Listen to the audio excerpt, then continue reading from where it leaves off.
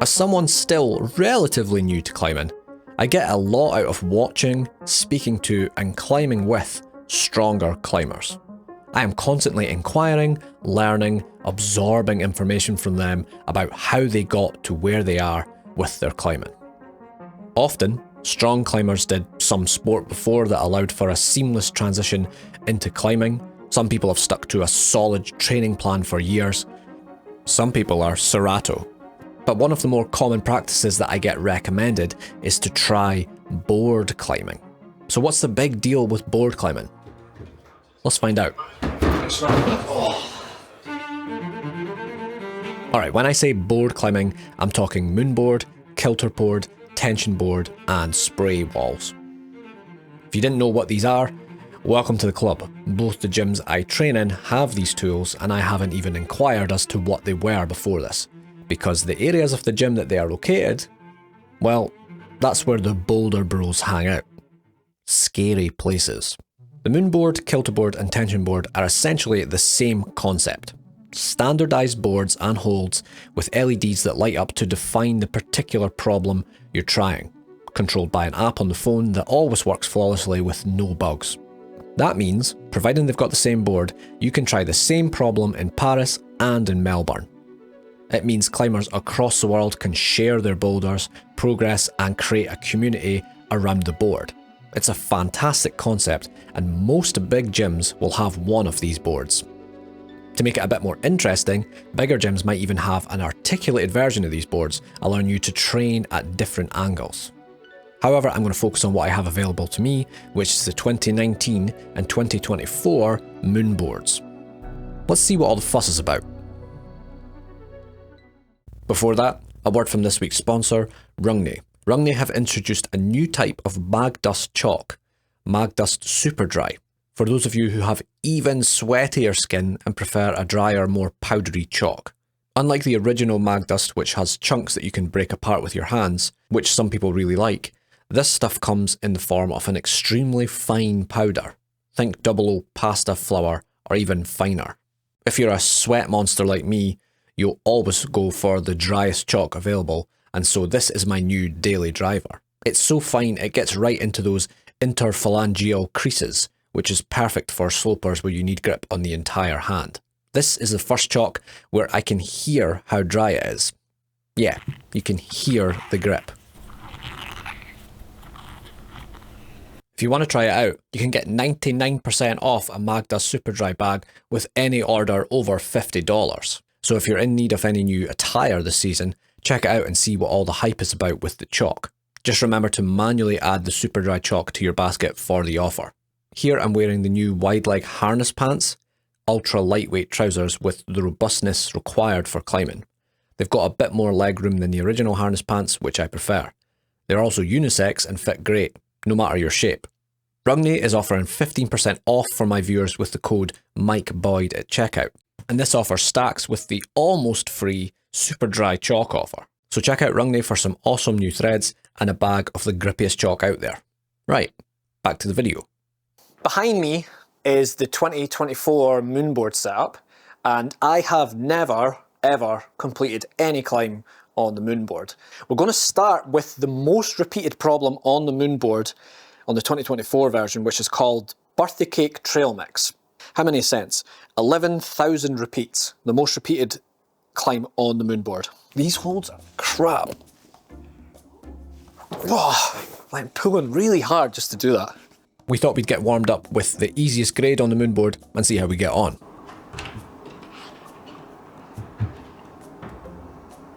Fuck.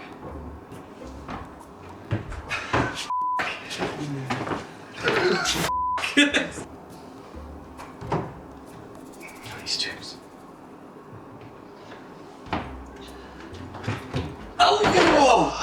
Oh dear.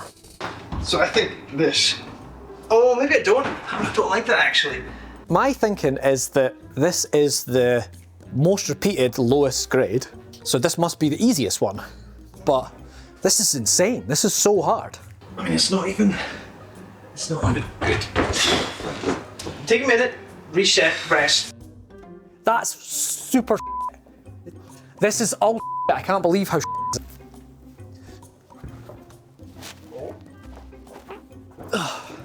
Like, is this a meme? Like, is this supposed to be, is this so sandbagged that, like, is it a joke? Right. Yeah, come on, Mikey. Come on. Right, I'm gonna call it. I can't do this boulder. So we're gonna move on to something else.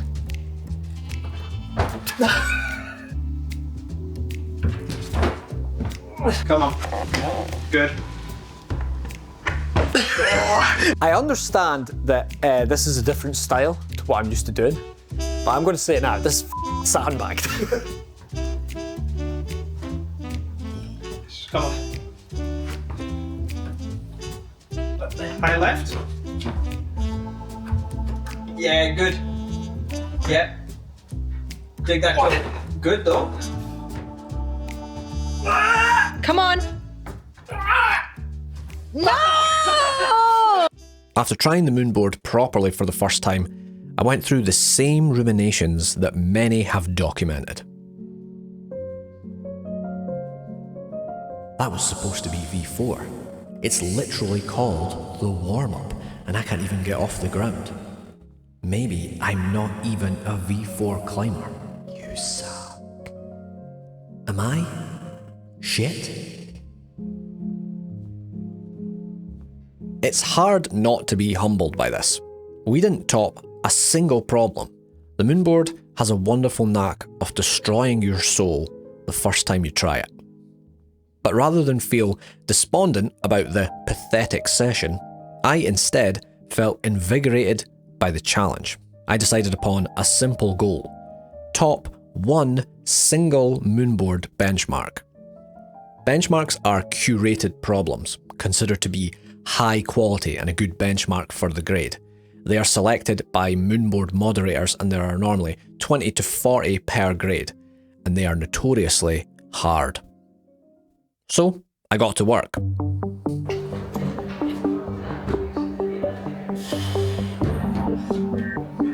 This 2019 Moonboard setup has a different set of holds, and you can actually start problems at V3 rather than V4 on the 2024 board. V3 for me should easily be within my flash potential, so I was hopeful.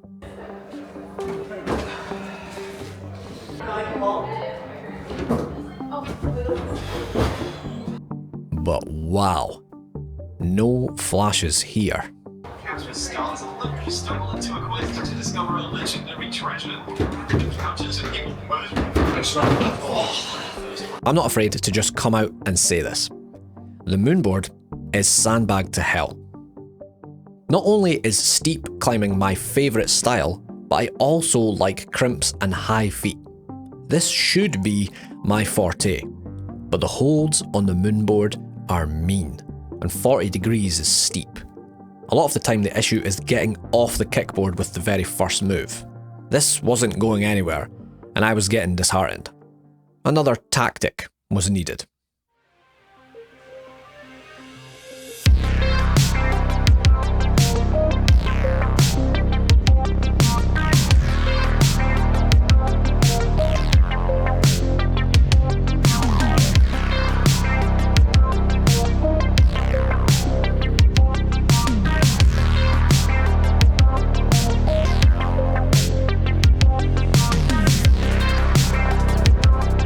This is the finest home gym I have ever seen. It belongs to my friend Ian, better known as ChalkDust66 on the Moonboard app and Instagram. This gym is one of the few good things to come from the epidemic. A home training facility with boulders, a lead wall, and an articulating Moonboard. ChalkDust said he was confident I'd get up a benchmark with his guidance. Let's see. So I'm clearly getting crushed by the 40 degree Moonboard. Last session was absolutely hopeless. We got nowhere near any of the benchmarks. This board articulates. So what we're going to do is we're going to try and find a problem, and we're going to start at like, what, 5, 10 degrees, something like that? Is that the... It'll be 25. 25, yeah. It'll start at 25, yeah. So we'll start at like 25 degrees, which should make it way easier, and then slowly ramp up the angle until we're at 40 degrees, and hopefully then I can actually send a real benchmark. First thing we need to do is actually find one that could be suitable, because I've got no idea. So what's this one called? Refuge on top. Refuge on top. Yes. And this is a 6B plus V4 benchmark.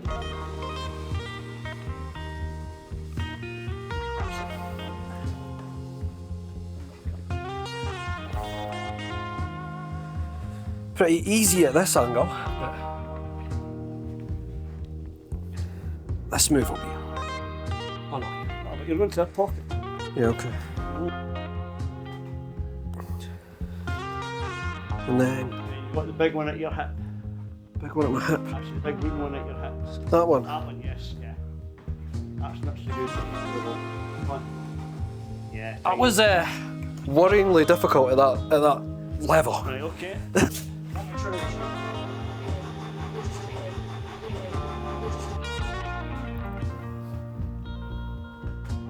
Come on. That's it. Hold the feet. Come on, that's it. Yes, come on. Skip feet. Oh, that's even better. No problem. Ah, smooth. Yeah. I can't really explain how much easier 25 is than 40. Because that was a piece of cake.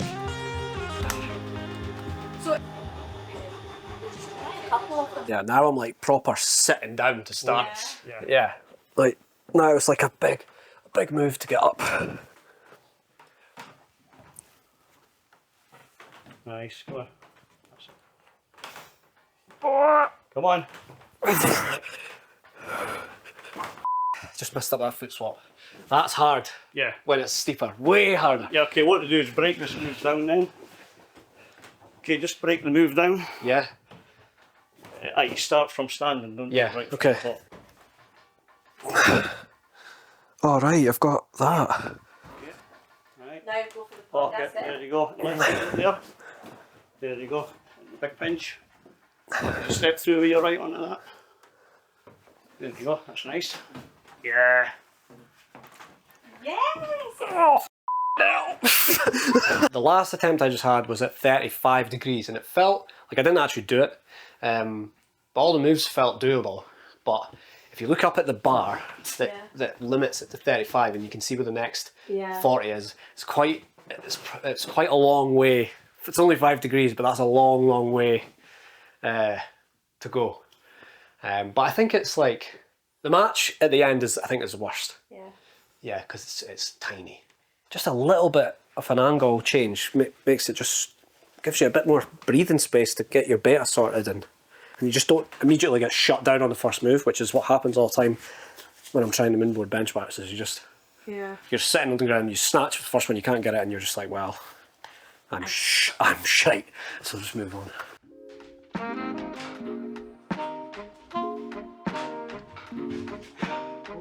This. Come on, that's it, come on. That move's so hard. Cannot believe the difference between 35 and 40. Like it feels like 2 grades harder.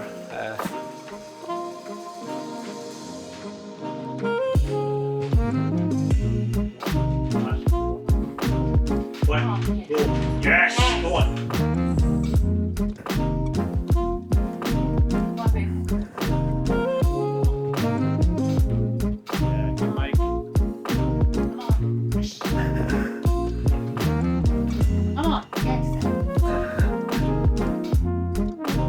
Yes!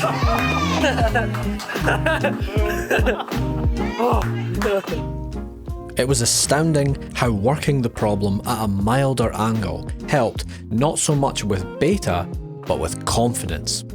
Even 5 degrees of relief makes the problem considerably easier, which tricks your brain into believing it can handle 5 degrees steeper no problem. The issue I had with the Moonboard is getting shut down on the first move and not having the belief that there's any point in trying anymore if I can't even get off the kickboard.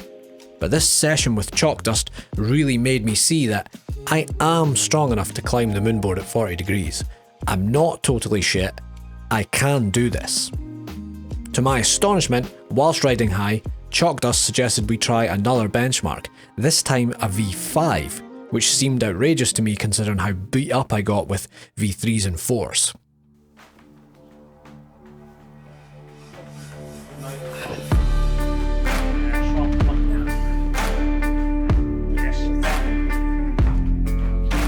Yes, come on! Come on!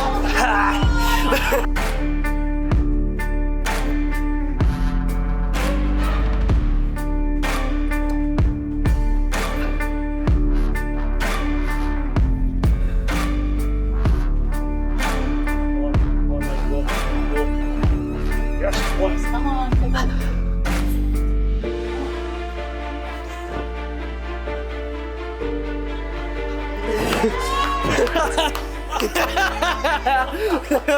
Super psyched for that! Super psyched! After getting one benchmark, or even just getting to the top of the board, I felt like I had broken through the hideously high barrier to entry and I was off to the races. In fact, I'd say I'm developing somewhat of a Moonboard obsession.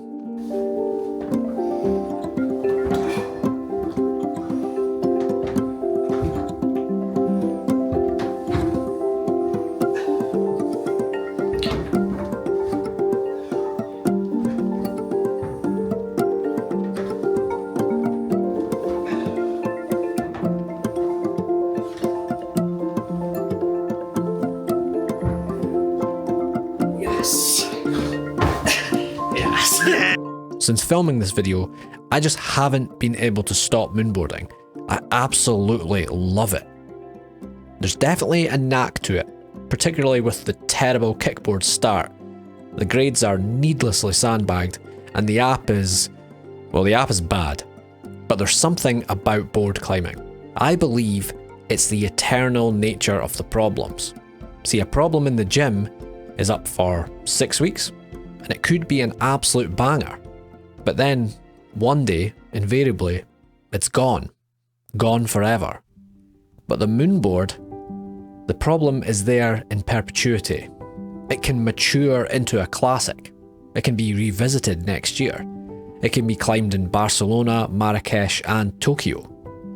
People who can't even speak the same language can share beta through a thriving community. It's fantastic. Also, the gamification of ticking off benchmarks on the app just hacks my reptile brain. I just want to tick off all the V3s, then all the V4s, and so on.